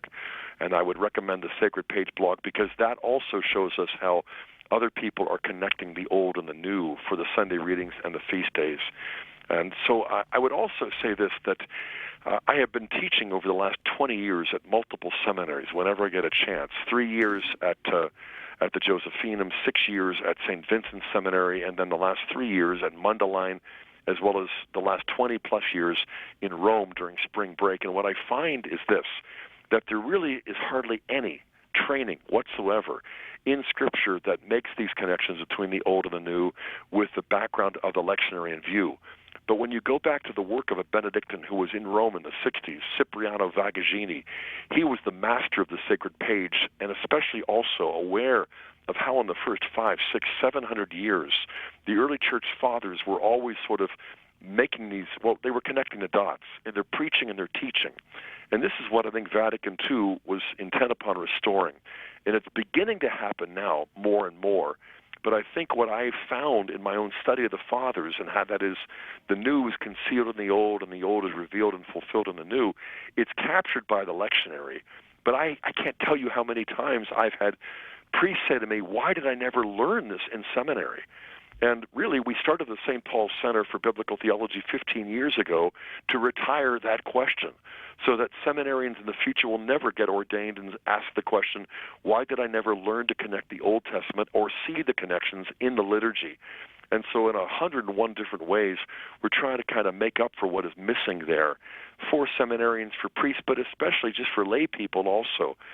Because sometimes the connections aren't easy to see, but invariably they're always there. I might also recommend the St. Paul Center has this thing called Breaking the Bread. It's a newsletter that we put out every month, and it just came out today. For July, I have reflections on all of the lectionary readings for the upcoming Sundays in July. And in those reflections, I deliberately make the connections between the Old and New Testament readings so you can see that pattern of promise and fulfillment, and then I suggest a practical way to apply this in our own personal lives. So I hope that helps. Thanks, Doctor. That's an awesome answer, and I didn't hear all of it, but I'll get the podcast later. Right, okay, so. Good point, Josh. You can always get the podcast.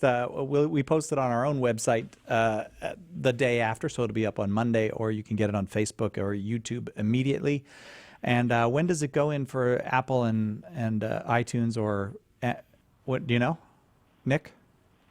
Pretty soon. Oh, the next day. Okay, so there. Fair enough.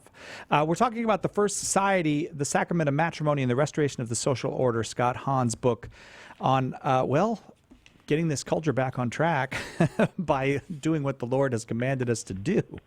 To put it in basic terms, in the midst of the book, you will find a chapter called The Catholic Social Vision, and we talked a little bit before about the social dimensions of the sacraments, particularly the sacrament of matrimony.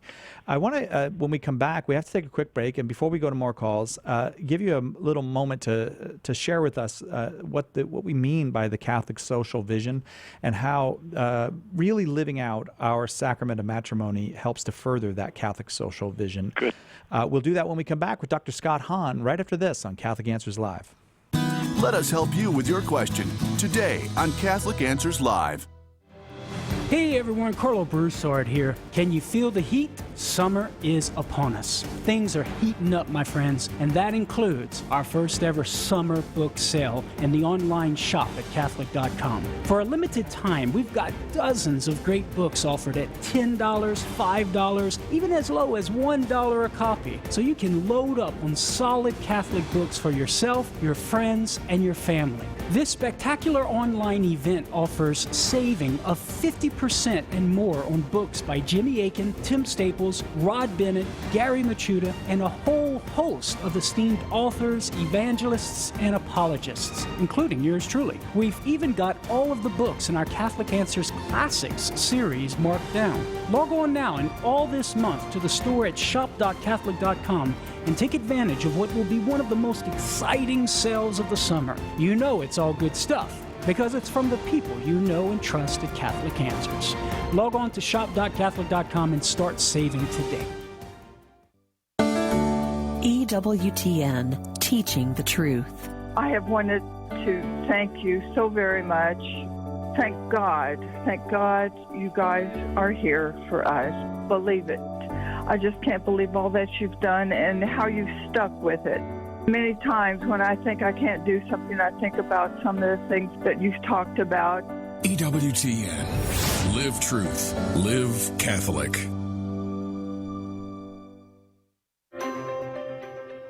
You've heard that St. Paul Street Evangelization supports hundreds of teams of evangelists sharing the good news. But did you know that some of these teams are public prayer stations? Set up a sign on the sidewalk and offer prayer and encouragement to those you encounter. Everyone needs prayer. Try this new method of witnessing to Jesus. Contact St. Paul Street Evangelization to get started at streetevangelization.com. That's streetevangelization.com. Homeschool Connections, an online provider of courses for your Catholic homeschool, is a sponsor of Catholic Answers Live. Homeschool Connections website is homeschoolconnections.com.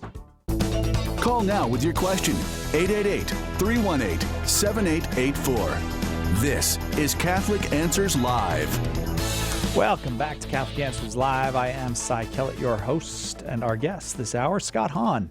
We're discussing his book, The First Society, The Sacrament of Matrimony, and the Restoration of the Social Order. I think there are very few people who will disagree that the social order is greatly in need of restoration. The vision of how that social order is to be restored is the problem, I think. Well, you'll find many competing visions and not always competing fairly and humanely with one another in the public sphere. So, Dr. Hahn, in the midst of this book, you present the Catholic social vision, and one of the things you say is that there's not much holding us together, and you propose the Catholic Church and within it, the sacrament of matrimony is something that helps us to be held together. Right. Well, when we look at the Catholic social doctrine, we see the centrality of the common good. At the same time, we encounter confusion as to exactly what we mean by the common good. And there is a tradition that we need to kind of resurrect in order to grasp what much more common good refers to. And from there, I go on to explain other principles, too, that we hear about in terms of solidarity, and that is the union of people in society, and subsidiarity, the importance of the federal government to respect the lower levels, the state and local forms of political order.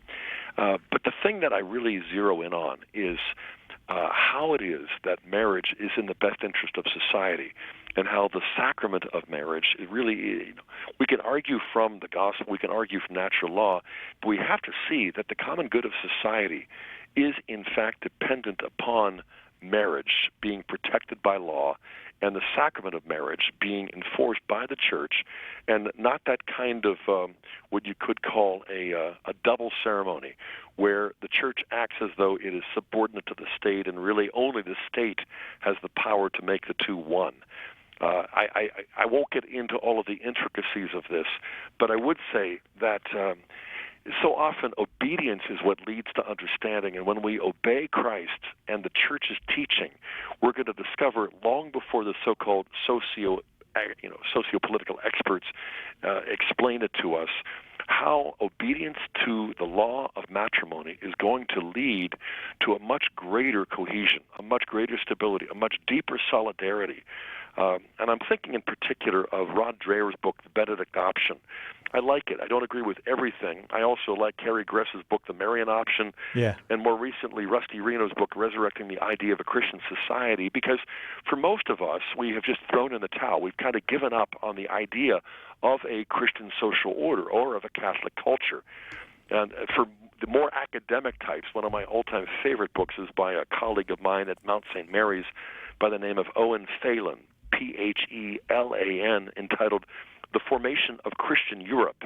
He's looking at the Carolingians back in the 9th century and what difference baptism made for the formation of what he calls the Imperium Christianum, the Christian Empire.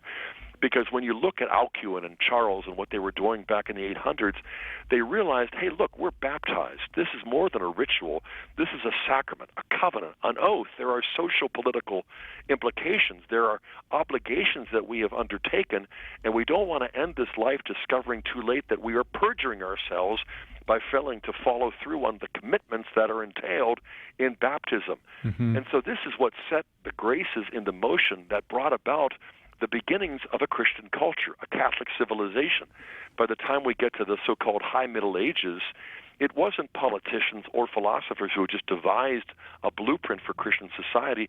It was faithful Christians discovering more and more how much we need the mercy of God, how much that grace is available in the seven sacraments, and how the social implications of living those sacraments, we end up practically backing ourselves into a Christian social order, a Catholic culture, or as Pope Benedict pointed out, the monks and the Christians in the Middle Ages weren't trying to create a Catholic culture. They were trying to be faithful. And the fringe benefit, the byproduct of that fidelity, is a Catholic culture.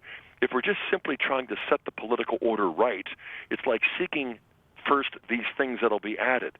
If we seek first the kingdom of heaven, we can trust that our God is going to basically give us all of the other things as well.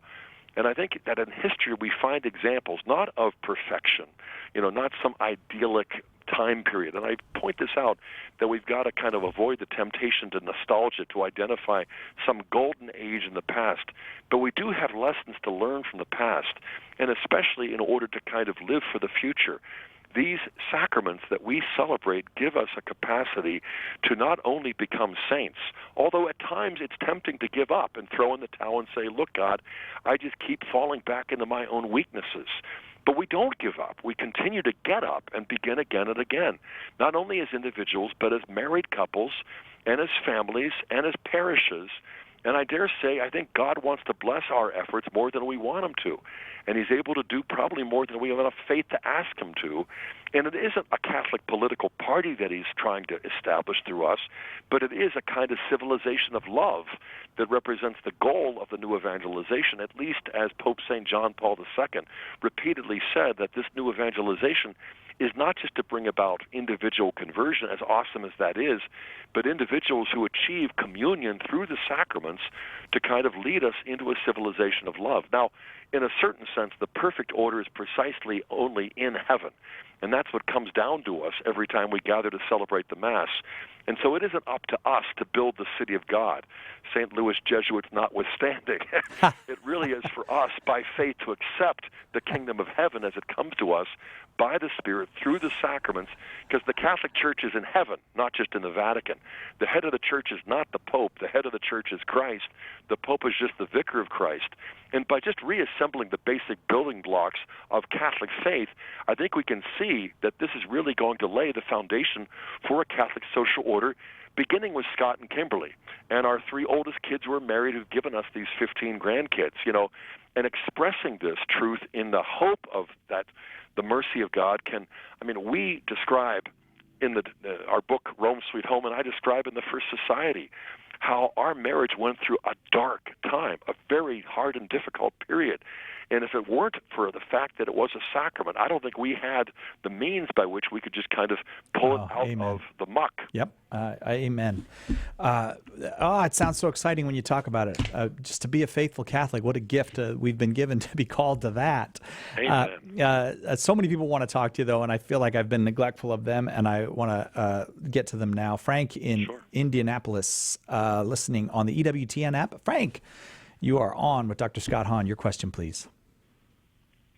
Yes. Well, I like listening to Dr. Scott Hahn for a long time now, and he's awesome. There's so many things I would like to ask you, but it's an honor, so I just had to say that. I had to squeeze that in.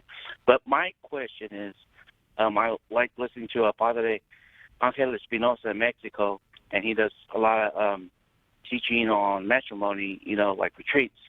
But he was explaining one time about the word matrimonio in Spanish, which, he said it came from, I can't remember if it was Greek or Latin, but he said it in that language.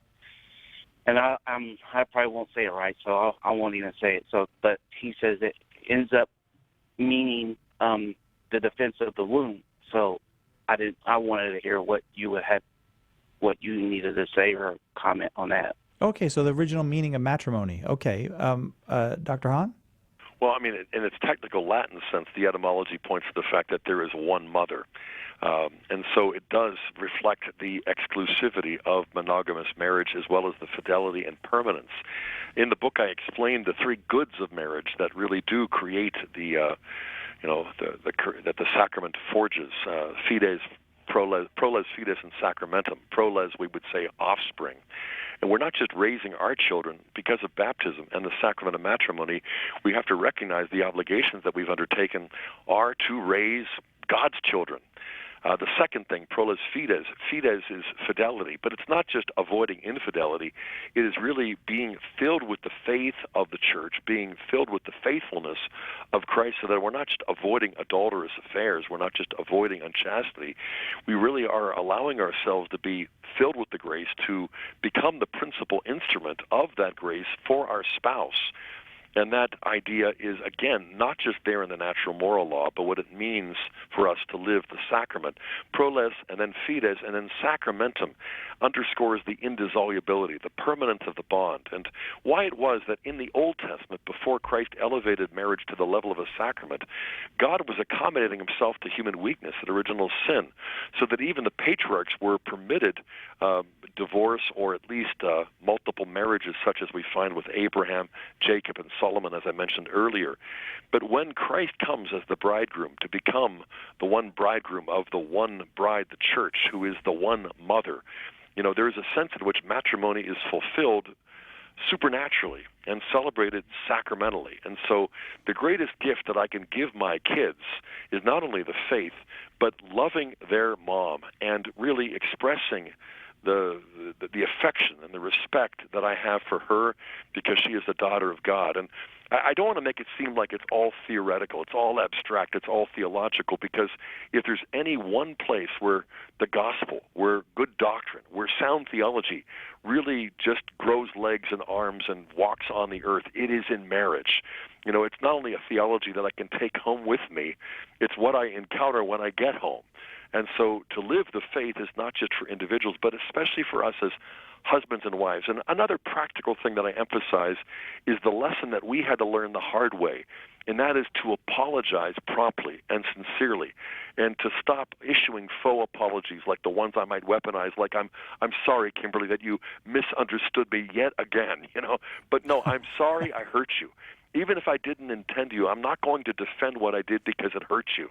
And to apologize as well as to forgive from the heart, promptly and freely as God has forgiven us. I think sometimes those first steps of apologizing and forgiving from the heart are the things without which we can't live marriage, and then they become the two things that really enable us to get through whatever seemingly hopeless problems we face in our marriages. And again, I testify in a discreet way, without going into any detail, what struggles we went through and how the sacrament really pulled us through. So thanks for that question, Frank. Frank, we do appreciate it. The First Society is the name of the book, if you want to grab it, Frank. The Sacrament of Matrimony and the Restoration of the Social Order. That's from Emmaus Road Press. Again, thank you so much, Frank, for that question. As I'm listening to you speak about what you and Kimberly have gone through, and what I think most married people who attempt at some level to live the sacrament come to, there's the cross and there's the resurrection. It strikes me that there's something about the world being in such desperate need of the agape love, the love that wants the good of the other, and that marriage is like a school for that, where you can learn to go beyond just friendship love and erotic love, and you can move up into this higher love if you just stick with it. So I think you put your finger on the most important point that our culture needs, because sexual passion, unlicensed and unbridled, is sort of like the golden calf of our age. And when you enter marriage, there is something beautiful about what happens to sexual passion. But at the same time, eros, in a certain sense, is not defiled, but it's also de-divinized. You know, teenagers almost tend to divinize this idea of sexual passion, sexual intimacy. And when you get married, you realize it's beautiful. It's part of the sacrament. But at the same time, it really is a means to an end, and that end is love. And that love is expressed in 101 different ways, and especially by being open to new life and, you know, learning how to raise children together and to realize that it's a not competitive kind of enterprise. Amen. Dr. Scott Hahn, thank you so much for a very fine hour. Oh, you're welcome, Si. I have enjoyed this so much. Thank you for your, I guess you would say, electronic hospitality. Fair enough. Electronic hospitality. The book, again, is The First Society, The Sacrament of Matrimony, and the Restoration of the Social Order. The author is Scott Hahn, and you can get that from Emmaus Road Publishing, probably just about anywhere where Catholic books are sold. Jesus Christ is the light of the nations. And we'll see you next time on Catholic Answers Live.